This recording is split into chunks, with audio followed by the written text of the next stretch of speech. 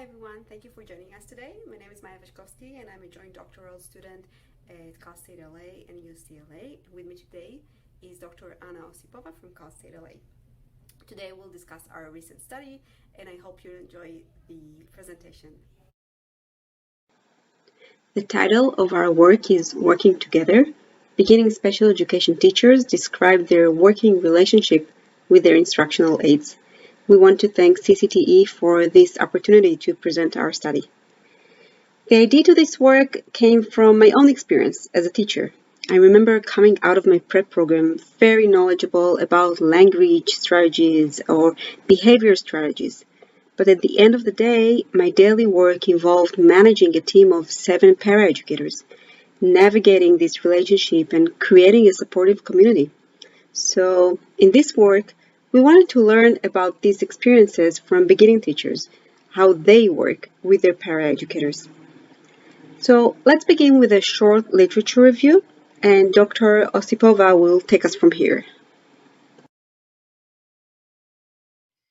Before we get into the specifics of our study, we would like to clarify why we decided to focus on paraeducators in this presentation. Paraeducators are a common service provider for students with various disabilities that range from mild to severe. It is hard to estimate the number of special education paraeducators, but we believe that there are nearly 500,000 of them. There are two major roles that paraeducators are assigned to perform. One is of classroom assistants, who serve the class as a whole, and the second one is a one-on-one assistant role, who works with a specific student.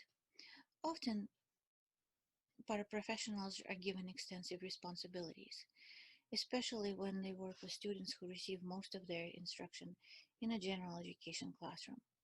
Paraeducators are responsible for the implementation of student individualized education plans, supporting students with academic, social, emotional, behavioral needs, and much more. In fact, some students do not work with special education teachers at all and rely very heavily on the support from paraeducators. The requirement to enter the profession is holding a high school diploma, having completed 2 years of college, which is comprised of 48 units, passing a local assessment of proficiency in reading, writing, and mathematics skills. Despite the increased significance of this role, the way in which paraeducators are prepared and supported towards their responsibilities is extremely limited. Existing studies on teachers who work alongside with paraeducators highlight 3 possible types of tension in this relationship. First is the lack of training. Teachers indicate not having sufficient training and resources to supervise the paraeducators team. Teacher preparation programs don't really talk about this component of the teacher's work. In-service training also tends to deal with other issues, and working strategies for working with paraeducators are often pushed aside.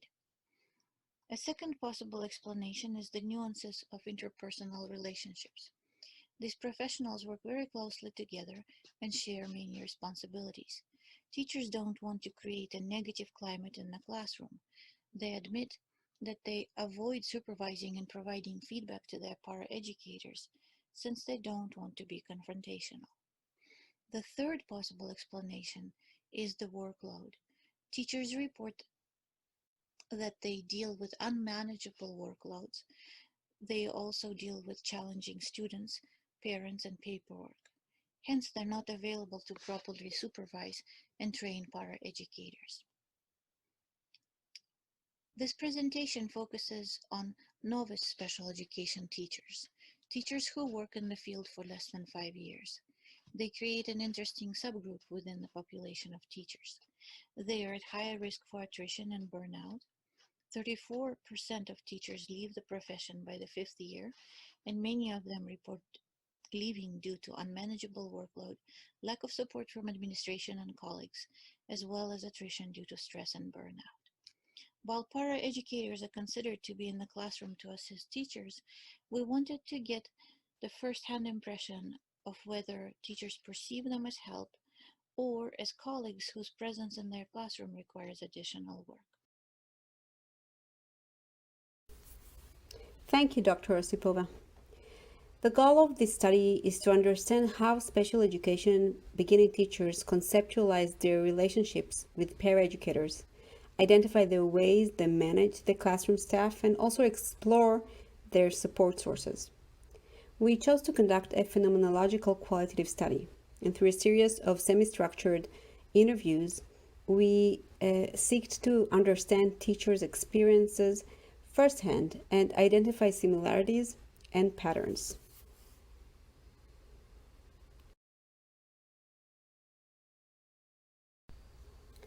Our participants all graduated from Cal State LA in recent years. They were all either in their first or second year of teaching, with the exception of one participant, Sandra, although she mainly referred to her first year during her interview. All participants work closely with their paraeducators, either as classroom aides or as one-on-ones who work with one or more of their students.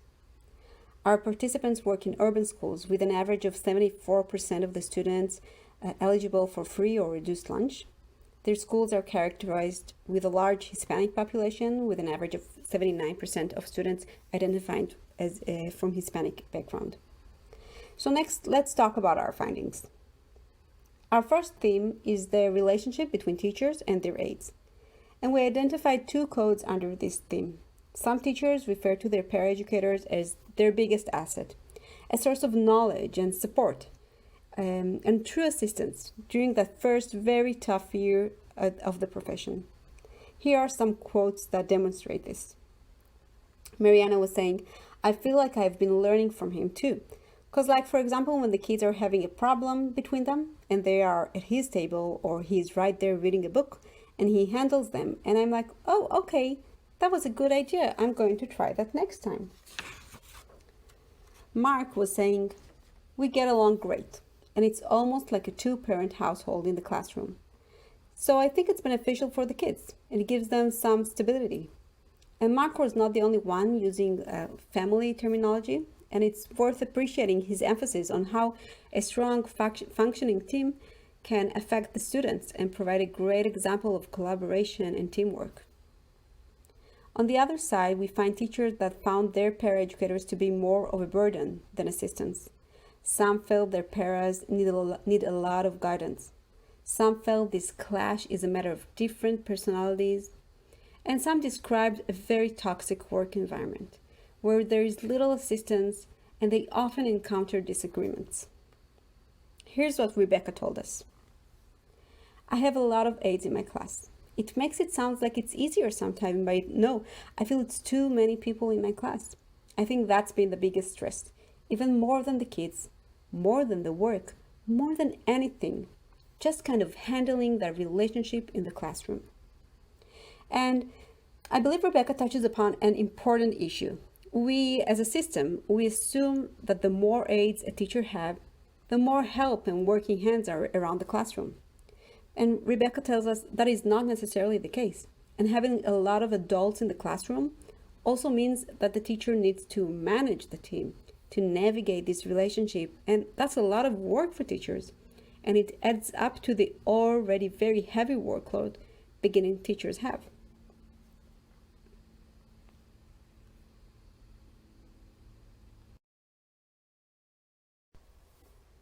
We have identified two expressions of the burden in the relationship. First is a passive team that requires a lot of guidance and explanations and support. Here's what Sophia was saying.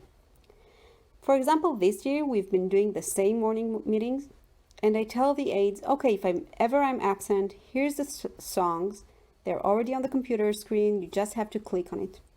But yet, if I have to go to make a phone call, talk to somebody, they will just sit there and wait for me to come back to do the morning meetings. It's just weird." And the second expression of a burden in the relationship is active interference, where the aides are taking actions that teachers perceive as interfering to their work. Sandra was saying, "I inherited a one-on-one who had already had 24 years in the district. And that was an absolute nightmare. Daily freak out, yelling at me, telling me she was going to go to the union to report me. It was so bad." And Sandra mentions the union, and it is something that came up in several interviews. Teachers who had a veteran, experienced paraeducator, someone who was used to work in a certain way, who know their rights. Some teachers express fear that these paras will tell someone about their issues, about their disagreements. It was either the district, the union, maybe just admins. But as a newly hired teacher, our participants expressed fear of losing their job.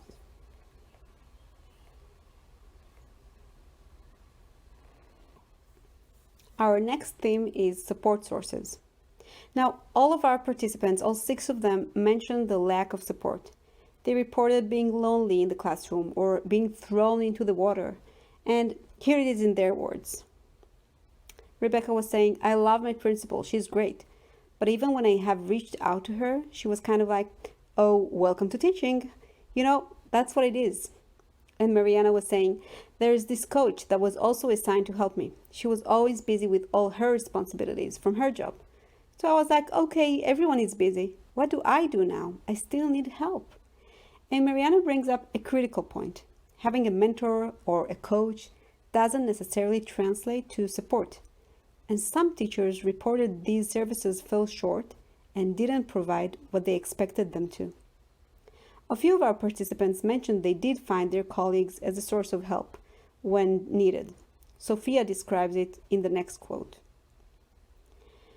My colleagues were very supportive. My mentor teacher worked right next door to me. She was very supportive. She tried to come over and help, and if there were kids going off and screaming, she would come over and support me in there. She was probably the one I turned to the most when I needed help. And lastly, 2 of our participants had the same professional background. Both worked as paraprofessionals prior to being a teacher. We felt that their interviews stood up and had a lot in common. Both described how difficult it was for them to find their voices as teachers and at the same time manage and lead their team of paraeducators. This hurdle was magnified by the fact that they used to be in those shoes. They were excellent, dedicated aides, and now they expect their team to work according to the same standard. And this expectation often leaves them disappointed. Here are some of their relevant quotes. I really wish I could go back to being an aide. I love being an aide. The first year was really hard, and she refers to her first year in teaching. I think that has been the biggest hurdle to get over this year, going from that transition from an instructional aide to the teacher, and some of the aides had trouble with that, and I get it, especially if some of them are a little older, not significantly, but I think kind of defining that relationship has been hard. It was hard for me to know what I was supposed to do with my aides, and it was different. Because me being the aide, it was hard for me to know, oh, I'm in charge now. I'm like waiting for someone to tell me what to do. I was like doing everything and not delegating. So that was really hard for me to learn my role and then learning how to direct them too. There were times I would start clearing things or doing things, and I said, wait a minute, I have aides. I need to tell them to do that.